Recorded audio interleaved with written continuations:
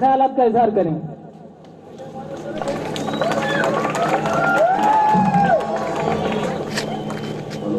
तमाम तारीफे खुदाए बाबरकत के लिए जो तमाम जहां को पालने वाला है। दरूद व सलाम मोहम्मद व आले मोहम्मद पर।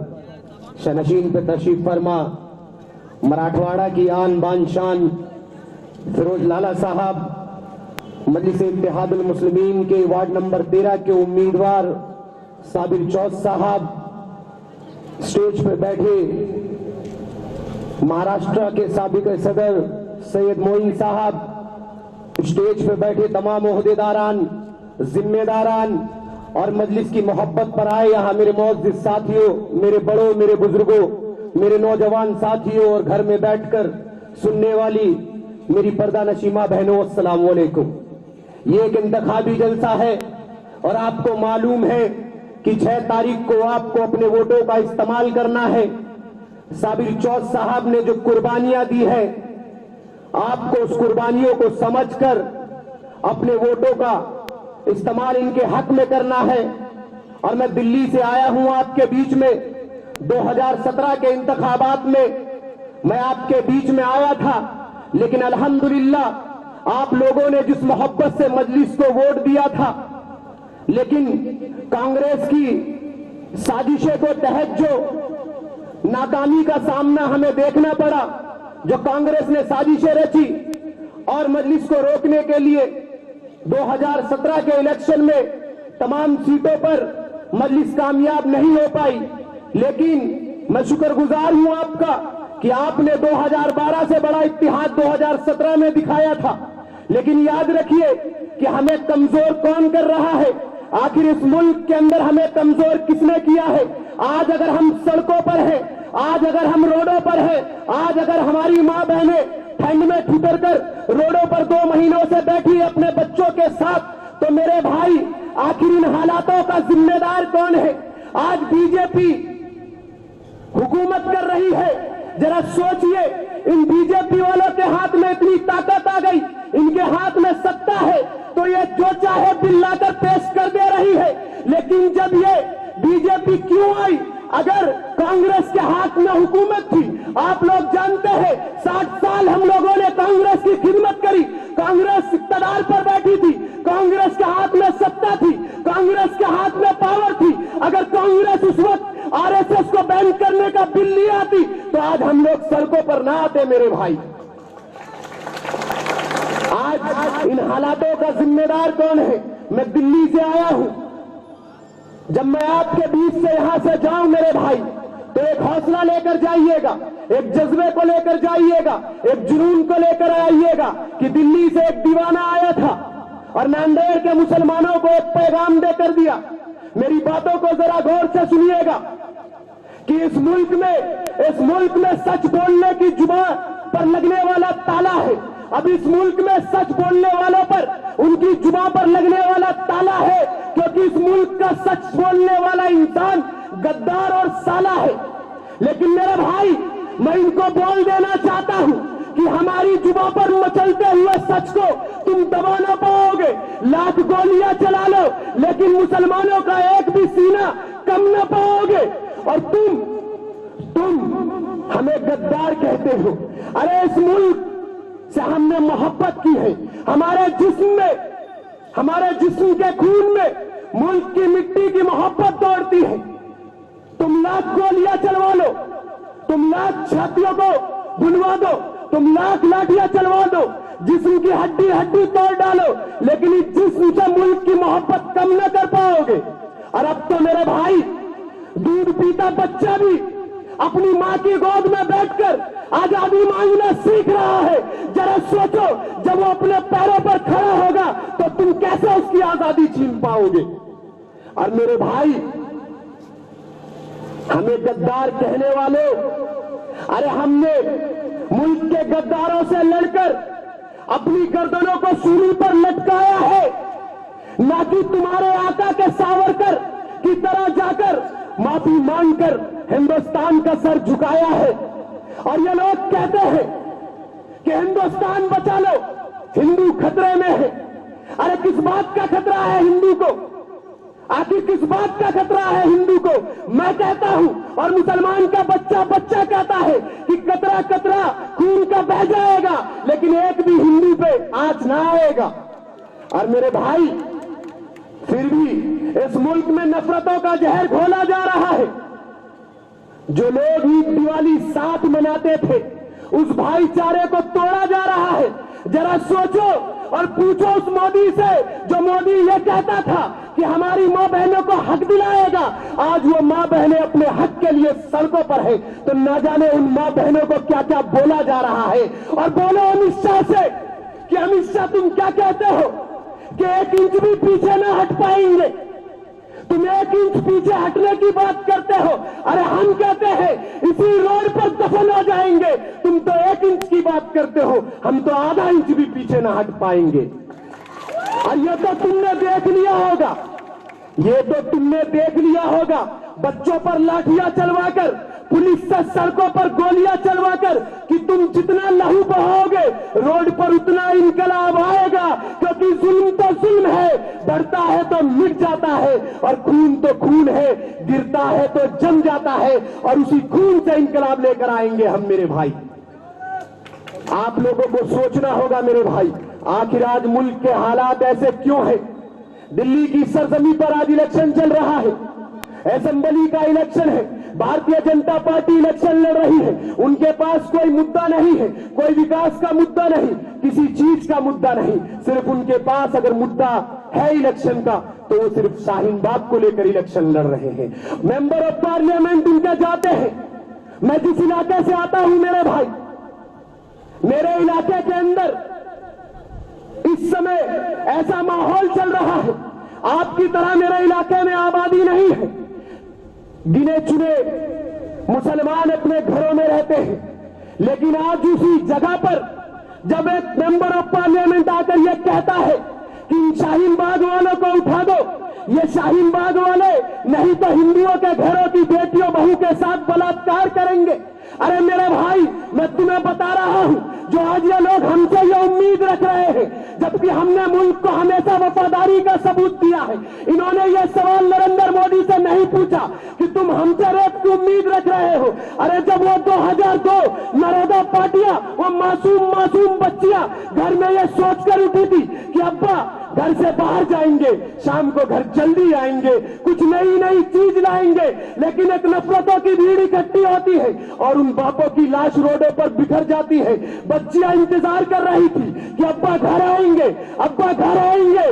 डोरबेल बजता है, दरवाजा खुलता है, अब्बा तो नजर नहीं आते, लेकिन ये जालिम दरिंदे 4 साल 5 साल की मासूम बच्चियों के साथ, 10 साल 12 साल की मासूम बच्चियों के साथ उन्हें घरों से निकालते हैं, उन्हें नोचते हैं, उन्हें खसोटते हैं। बच्चियां चिल्ला रही हैं, अब्बा बचा लो, अम्मा बचा लो, लेकिन उनकी पुकार सुनने वाला कोई नहीं होता। उन्हें जिंदा जला दिया जाता है। और यहां तक नहीं, एक औरत डिलीवरी करने वाली है 7 बजे, और 7 बजे उसके साथ रेप कर दिया जाता है। और यहां तक दरिंदों का दिल नहीं भरता, उसके पेट में तलवार डालते हैं, जिंदा बच्चे को निकालते हैं, और मेरे भाई उसके 2 टुकड़े कर उछाल देते हैं। और ये आज हमसे ये उम्मीद लगा रहे हैं, अरे जिस नरेंद्र मोदी ने गुजरात में रहते हुए हमारी मां बहनों की अजमतें लुटवा दी।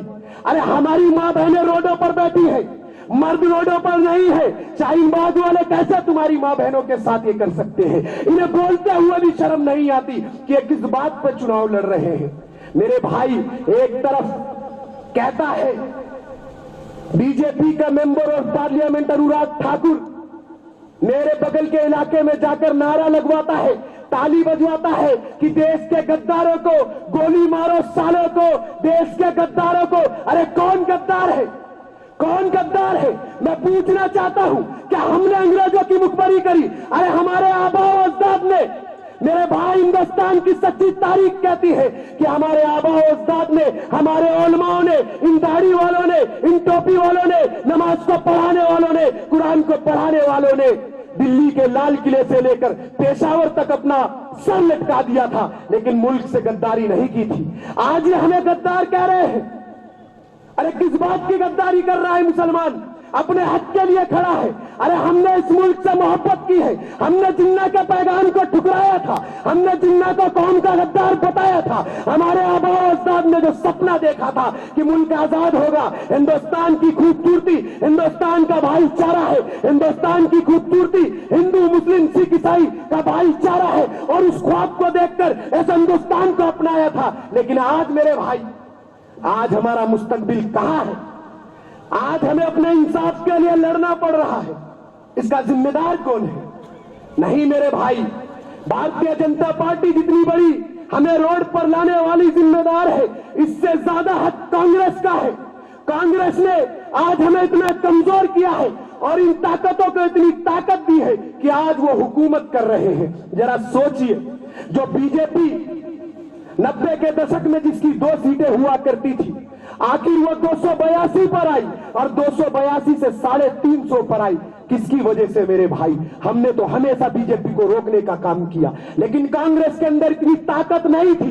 कांग्रेस हमें हमेशा कमजोर करना चाहती थी, हमेशा हमें दबा कुचला समझना चाहती थी। और मेरे भाई जरा पूछिए, आज आपके बीच में कांग्रेस का नुमाइंदे है, जरा उनके अब्बाजान से पूछिए, असेंबली के इलेक्शन में आंखों में आंसू आ रहे थे और कह रहे थे कि मैंने 30 साल खिदमत करी कांग्रेस ने की। और कांग्रेस कह रही थी कि सत्तार साहब तैयारी करिए, सत्तार साहब तैयारी करिए। जब तैयारी हो गई और जब टिकट नहीं मिली तो आंखों से आंसू थे।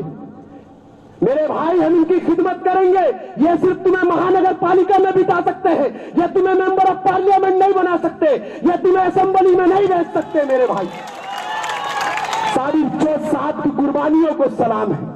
मैं कहता हूं कि कौम का जज्बा है, अल्लाह ने हिम्मत दी है, हौसला दिया है, और उस जज्बे के साथ, उस हौसले के साथ सत्ता की कुर्सी छोड़कर कौम की खिदमत के लिए मजलिस में आए। मेरे भाई, आज फिर आपके बीच में है, आज फिर आपके बीच में है।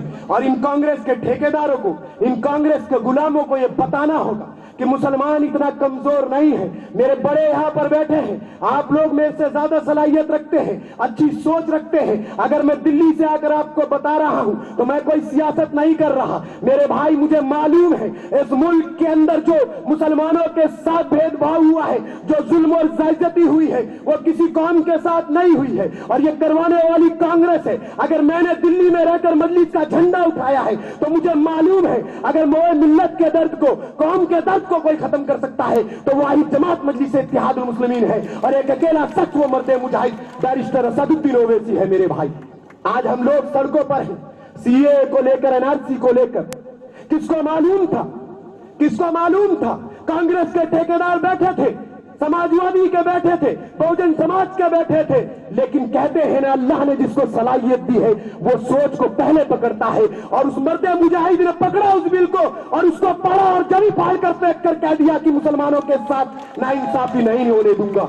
और मेरे भाई, तुम्हें तो उनकी जहन की सोच बनना पड़ेगा, तुम्हें उनके खून से निकलने वाली सुर्खी बनना पड़ेगा, तुम्हें उनकी जुबान की आवाज बनना पड़ेगा। मेरे भाई, जब तुम लोग आवाज बनोगे मेरे भाई, जब ही जाकर उनको हिम्मत और हौसला मिलेगा और वो तुम्हारे हक और इंसाफ के लिए लड़ते रहेंगे। मेरे भाई, मैं आपको बता रहा हूं कि इस मुल्क की फिजा में आतिशीरी गोले हैं, इस मुल्क के हुक्मरां सीधी राहों से भूले हैं। जब मेहनत मजदूर की कमाई पर एक अमीर पलता है और जब सड़क पर एक गरीब मरता है, दर्द से बिलखता है, कर्ज से तड़पता है, तो मुझसे सवाल करता है ऐसा कोई तबीब जो दर्द की दवा दे सके? है ऐसा कोई तूफा जो समंदरों के दिलों को दहला सके? तो हाँ मेरे भाई, उनके काम देखते हुए, उनके इंतजाम देखते हुए मेरे दिल से यही निकलता है, हक और इंसाफ की आवाज उठाने वाला मेरा कायद बैरिस्टर असदुद्दीन ओवैसी है। मेरे भाई, और वो जिस तरीके से अवाम की बोली बोल रहे हैं और वही नारा लगा रहे हैं जो नारा आप लगा रहे हो, अगर वो अपने वसूलों पर डटे रहे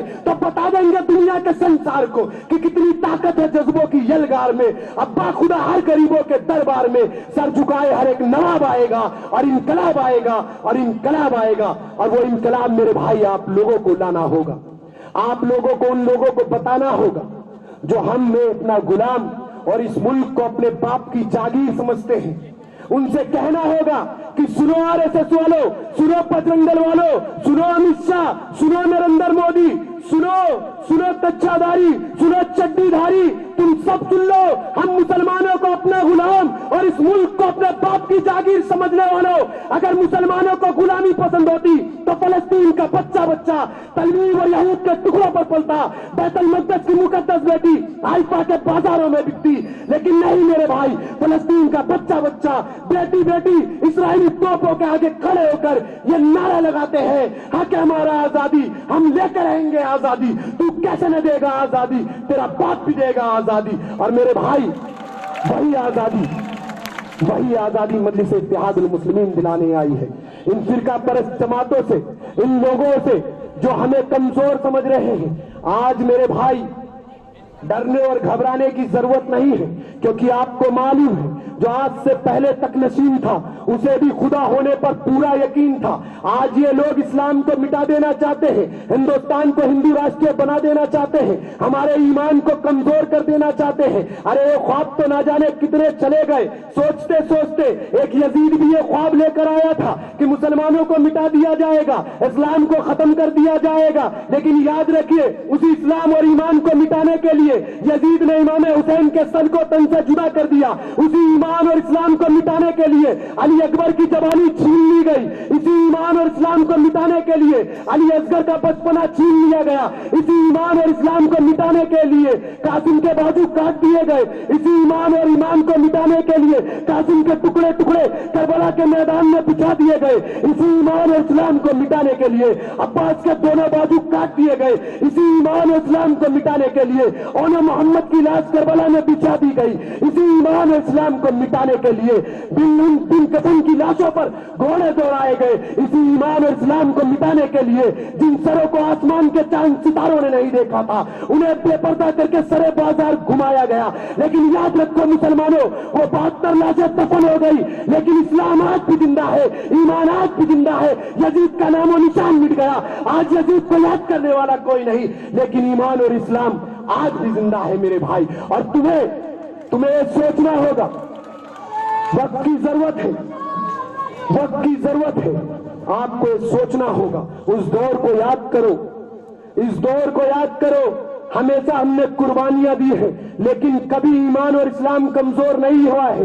इन लोगों को बताना होगा कि हमारे ईमान और इस्लाम को कमजोर मत समझो। मुसलमान का बच्चा बच्चा एक हिम्मत रखता है। अरे हम उसी कौम से हैं जिसने जमाने को अमन का पैगाम दिया है। हम उसी कौम से हैं जिसने जमाने को जुल्म से आजाद कराया है। अरे हम उसी कौम से हैं जिस कौम का बच्चा भी जंग में शामिल होने के लिए पंजों के बल खड़ा हो जाया करता था। अरे हम उस कौम से हैं जिसने ओहद, खंदक और करबला की जंग भी देखी है। हम उस कौम से हैं जिसने यजीद का खात्मा, नमरूद का खात्मा, फिरौन का खात्मा भी देखा है। अरे जुल्म के आगे चट्टान है हम, जुल्म के आगे चट्टान है हम ही टीपू कासिम सद्दान है, ना झुकेंगे ना रुकेंगे, वही उम्मती और वही मुसलमान है हम। मेरे भाई, मैं दिल्ली से आपके वोटों की भीख मांगने नहीं आया मेरे भाई। मैं इतनी दूर से आपके इत्तेहाद की भीख मांगने आया हूं। मैं आप लोगों के बीच में सिर्फ इसलिए आया हूं मेरे भाई, मुल्क को जरूरत है, नौजवानों सोचने की जरूरत है, मेरे बड़ों सोचने की जरूरत है, मेरी माँ बहनों सोचने की जरूरत है कि अगर तुम्हारी कौम के साथ नाइंसाफी हुई है तो उसका जिम्मेदार कांग्रेस है। आज इन्होंने भले ही पाटिंबा कर लिया हो, वो सेना जो कभी हमें गाली बका करती थी, आज ये सारे एक हो जा रहे हैं। लेकिन जरा सोचिए, आप क्यों एक नहीं हो रहे मेरे भाई? जब अशोक लाल चौहान ये कहता है कि मैं असेंबली के इलेक्शन में तुम्हें सिर्फ टिकट इसलिए नहीं देता कि गैर आबादी वाले तुम्हें वोट नहीं करते, तो मेरे भाई आप भी इनको बताइए, जब तुम्हारी टिकट पे दूसरे हमें वोट नहीं करते तो हम भी तुम्हारी टिकट पर तुम्हें वोट नहीं करने वाले। हम ला इलाहा इल्लल्लाह मुहम्मद रसूलुल्लाह पढ़ने वाले सारी चौथ से वोट करेंगे और इस हरे झंडे को, मजलिस के हरे झंडे को हर घर पर लहराएंगे मेरे भाई। लहराओगे? हाथ खड़े करके बताओ मेरे भाई, मेरे बड़े भी सुन रहे हैं, जोर से आवाज लगाओ, बताओ किसको वोट दोगे, किसको वोट दोगे? पतंग पतंग पतंग।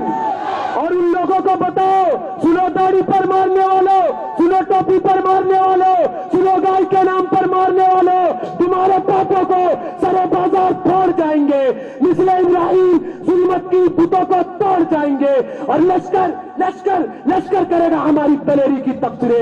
हम मरकर भी अपने जीने की खबर छोड़ जाएंगे मेरे भाई, हम मरकर भी अपने जीने की खबर छोड़ जाएंगे। और मैं यकीनन कह सकता हूं, नांदेड़ के मुसलमानों में यकीनन कह सकता हूं कि अगर पूरे हिंदुस्तान के अंदर कहीं पर इत्तिहाद है तो महाराष्ट्र की सरजमी है, चाहे वो कोई सा भी इलाका हो। मुसलमानों, तुम्हारे इत्तिहाद को सलाम है। और यही इत्तिहाद अगर पूरे हिंदुस्तान में दिखा दिया तो एनआरसी क्या, सीए क्या, ये मोदी भी चला जाएगा मेरे भाई। अपनी ताकत को पहचानो, अपनी ताकत को पहचानो, अपनी ताकत को जाया मत होने दो मेरे भाई। और मैं इन्हीं बातों से, फिरोज लाला साहब बैठे हैं, फिर मैं आपके बीच में हूं।